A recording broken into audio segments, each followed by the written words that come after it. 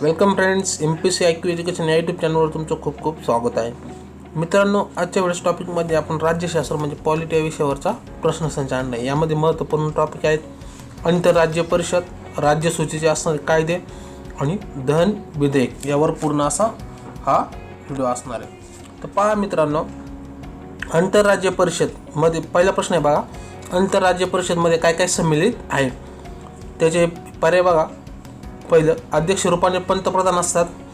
सर्व राज्याचे राज्यपाल त्यामध्ये असतात.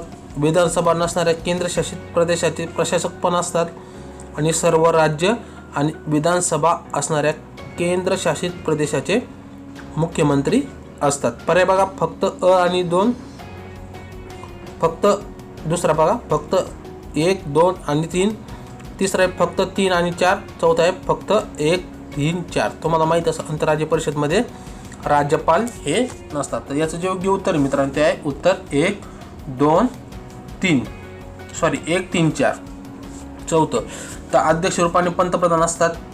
नंतर विधानसभा नसणाऱ्या केंद्रशासित प्रदेशाचे प्रशासक पण असतात आणि सर्व राज्याची विधानसभा असणाऱ्या केंद्रशासित प्रदेशाचे मुख्यमंत्री असतात. यामध्ये काय नसतं, 2 नंबरचा पर्याय सर्व राज्याचे राज्यपाल नसतात. तर याचं जे बघा स्पष्टीकरण, यामध्ये कोण कोण असतं, अध्यक्ष पंतप्रधान असतात, त्यानंतर सर्व राज्याचे मुख्यमंत्री असतात, विधानसभा असणारे केंद्रशासित प्रदेशाचे मुख्यमंत्री असतात जसं दिल्ली बघा, नंतर विधानसभा अस्तित्वात नसणाऱ्या केंद्रशासित प्रदेशाचे प्रशासक पण असतात, दादरा व नगर हवेली, नंतर गृहमंत्री पण असतात, नंतर पंतप्रधान यांनी मनोनीत केलेले 6 केंद्रीय कॅबिनेट मंत्री यामध्ये असतात.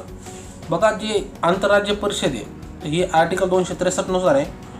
स्थापना ही 28 मे 1990 झाली. यामध्ये महत्त्वपूर्ण ध्यानात ठेवा, यामध्ये राज्यपाल या परिषदेमध्ये भाग घेत आहे.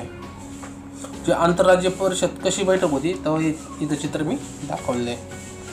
त्यानंतर पहा दुसरा प्रश्न, संसद राज्यसूची, पुन्हा एकदा संसद राज्यसूची या विषयावर कायदा पास करू शकते किंवा निर्माण करू शकते जर, पर्याय बघा, जर राज्यव्यवस्था संविधानानुसार कार्य करत नसेल.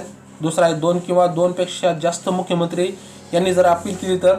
तिसरा आहे संसदेने विशेष बहुमतद्वारा यावर प्रस्ताव पास केला तर. चौथा आहे आंतरराष्ट्रीय संधी किंवा जे कार्य असतात बघा या कार्यान्वित करण्यासाठी संसद राज्यसूचीवर कायदा करू शकते. आता त्याचे महत्त्वपूर्ण पर्याय पहा, फक्त 1 आणि 4, दुसरा आहे फक्त 1, 3 आणि 4, तिसरा आहे फक्त 2 आणि 3 आणि चौथा आहे फक्त 2 आणि 4. याचं जे योग्य उत्तर मित्रांनो ते पहिलं आहे फक्त 1 आणि 4. तर बघा पहिलं काय, संसद राज्यसूचीवर किंवा राज्यसूची या विषयावर कायदा पास करते जर राज्यव्यवस्था संविधानानुसार कार्य करत नसेल. आणि चौथा आहे आंतरराष्ट्रीय संधी करण्या हेतू. तर आपण स्पष्टीकरण पाहणार आहोत मित्रांनो. तर पहा, स्पष्टीकरण असं आहे, सर्व राज्यामध्ये राष्ट्रपती शासन जर लागू असेल किंवा कोणत्याही राज्यामध्ये राष्ट्रपती शासन जर लागू असेल तर संसद राज्यसूची त्या राज्यातील राज्यसूची विषयावर कायदा निर्माण करू शकते व राज्य विधानसभा निलंबित करू शकते. दुसरं आहे राज्य विधानमंडळ निवेदन करते. याच्यात काय पर्यायामध्ये काय दिले, मुख्यमंत्री निवेदन करतो. मुख्यमंत्री करीत नाही तर ती आल्या राज्य विधानसभेने किंवा जी विधानसभा यांनी जर निवेदन केंद्राकडे किंवा संसदेकडे केलं तर संसद या कायदा किंवा याच्यावर कायदा करू शकते. तिसरं बघा, जर राष्ट्रहित असेल एखाद्या राज्यसूची कायदा करण्यासाठी किंवा कायदा केला तर पुन्हा एकदा का, जर राष्ट्रहितासाठी जर राज्यसूचीतील विषयावर कायदा करायचा ठरला तर प्रथम वरचे सदन आहे म्हणजे राज्यसभेमध्ये उपस्थित असणाऱ्या सदस्यापैकी 2/3 मतदान करून पास करावं लागते. त्यानंतर लोकसभेत येतं. देण्यात यावा, राज्यसूचीवर जर अचानक किंवा राष्ट्रहित असेल तर पहिला हा कायदा कुठं पास करावा लागतो, राज्यसभेमध्ये, नंतर लोकसभेत, आणि तिथं पण 2/3 मेजॉरिटीने उपस्थितपैकी पास करावा लागतो.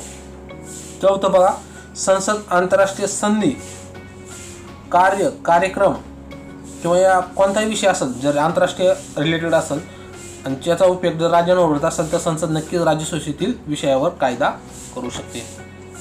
असे 2 झाले. आता तिसरा क्वेश्चन पहा, प्रश्न तिसरा, धन विधेयकासंबंधी आहे. तर प्रश्न पहा, धन विधेयक संबंधी खालील गोष्टीवर विचार करा.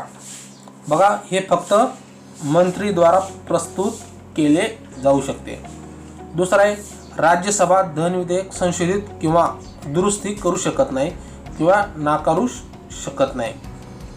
तिसरा आहे धन विधेयक संबंधी राष्ट्रपती सहमती आपली थांबवू शकतात. तर वरीलपैकी कोणते विधान हे सत्य नाही, म्हणजे याच्यात काय विचारलंय चुकीचं कोणतं विधान आहे. पर्याय बघा फक्त एक, दुसरा आहे फक्त एक आणि 3, तिसरा आहे फक्त 2 आणि 3, चौथा आहे सर्वच सत्य आहे. तर याचं योग्य उत्तर आहे मित्रांनो ते सर्वच सत्य आहे, चौथ्या नंबरचं. तर बघा सर्व सत्य काय हे मंत्री किंवा हे जे विधेयक आहे ते मंत्रीद्वाराच काय म्हणतो आपण संसदेमध्ये पास करू शकतात. त्यानंतर ह्या विधेयकावर हे विधेयक राज्यसभा दुरुस्ती किंवा नाकारू शकत नाही. आणि तिसरं आहे धन विधेयक हे राष्ट्रपती थांबवू शकतात. स्पष्टीकरण बघू आपण आता व्यवस्थित. तर बघा हे विधेयक फक्त लोकसभेतच मांडले जाऊ शकते, ते पण राष्ट्रपतीच्या पूर्व परवानगीने.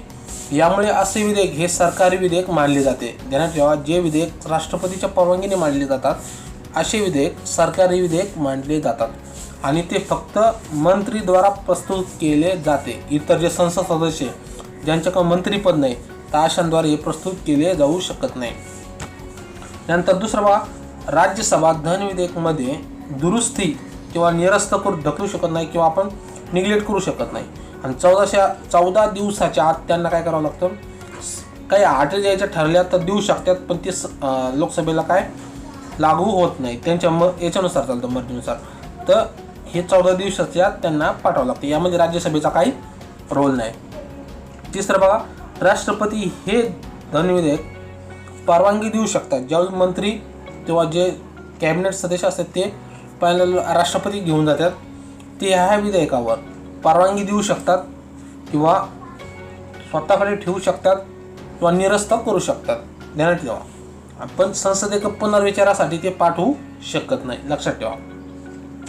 तर अशा आपण 3 क्वेश्चन पाहिले. तर मित्रांनो तुम्हाला आपला व्हिडिओ कसा वाटला. आज 3 जवळजवळ टॉपिक पूर्ण झाले. एक आंतरराज्य परिषद, एक राज्यसूची विषयावर कायदा लोक संसद कसे करते, तिसरा आहे धन विधेयक कसं पास केलं जाते. तर मित्रांनो तुम्हाला हा व्हिडिओ कसा वाटला नक्कीच कमेंट करून सांगा. जर व्हिडिओ आवडला तर व्हिडिओला आपल्या लाईक करा, आपल्या चॅनलला सबस्क्राईब करा. थँक्यू मित्रांनो.